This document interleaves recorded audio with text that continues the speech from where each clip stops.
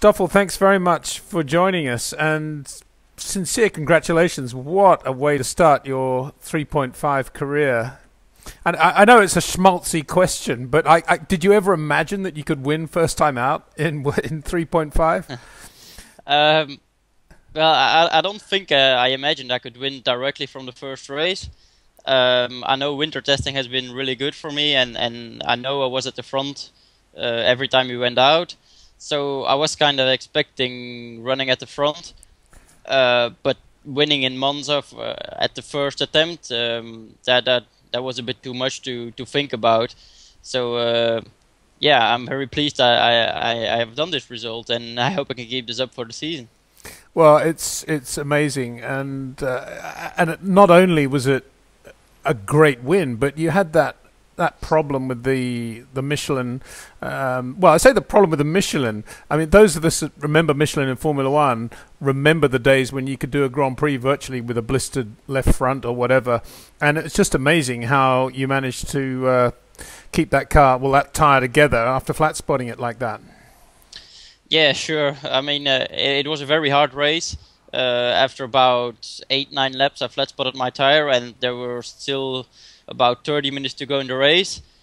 And it was really bad. I had a lot of vibrations. I couldn't see anything anymore. I was getting a little bit sick in the car as well. And it was very hard for concentration as well. And also I was thinking, I mean, it was hard because I was leading. I thought I had destroyed my chance of winning the race because Da Costa was catching up, but then he got a puncture as well. So from then on I could maintain the gap with Kevin Magnussen, who was second at that moment, because he also had a flat spot. But also I'm a bit surprised that the car stayed alive and that I didn't have a technical problem. How actually did you flat spot the tyre? Well, I just went a little bit forward with my brake balance, and my braking for turn 1 was quite safe every lap I went there, so I decided to brake a little bit later. And yeah, obviously it was a little bit too much, and I locked up massively my front left tire. Mm. Stoffel, the start is always a nervous time of the race, let's put it that way. But you made a beautiful start to that first race, and it looked as if you'd been doing it all your life. You just in control, you took the piece of road you wanted, you turned in using all the road, you weren't really looking at the mirrors very much, it seemed. You just looked completely in command of what you were doing. Just talk us through that. Yeah, well, I hadn't done a practice start since winter testing, since the last winter test, so I was surprised I had such a good start. I know the right technique how to do it, because in race 2 I had a really good start as well, overtaking Antonio Felix da Costa. And yeah, I think I got the technique right, and once you got that, it's becomes an automatism, and you don't have to think about it anymore. And it just felt to you like another motor race, I guess, in a way, even though this was a much bigger stage than any you'd ever been on. Yeah, well, I mean, it's obviously it's the next step in my career, World Series. I mean, I was a little bit nervous before the race, but I have to tell, I felt pretty okay. I thought it would have been worse.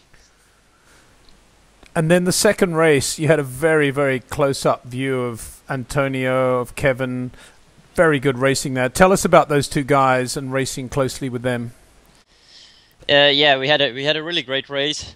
I had a really good start. I could overtake Antonio directly into the first corner.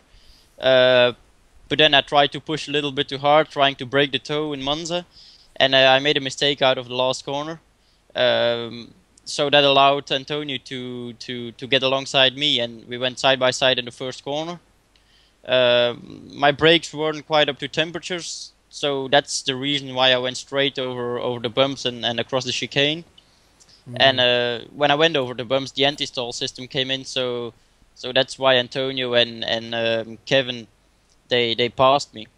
But that was still, it wasn't the end of it. So we were still battling for the rest of the next 2 laps, and were several times side by side. But in the end, it was Antonio who got the upper hand, and Kevin who was second. I was lacking a little bit of pace in the beginning, and afterwards we were running like similar pace. But I mean, it was a great race because we were pushing really hard, and it was almost 29 laps of qualifying. Just sensational stuff. Where are you speaking to us from, Stoffel? From Belgium, from my home.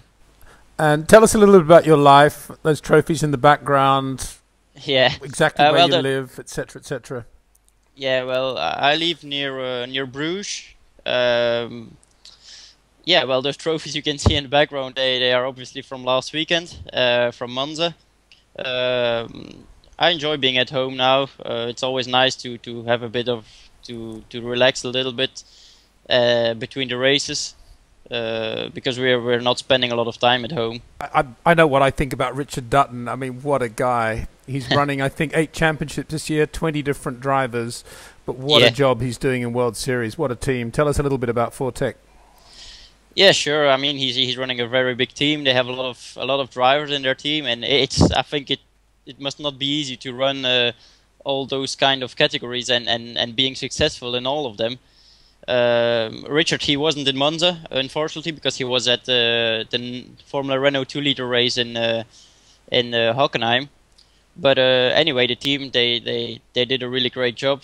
We didn't have mechanical problems, and I mean they delivered the car I want. So it's really a great way to start the season. And you're now a McLaren Young Driver as well. What sort of response have you had from Woking?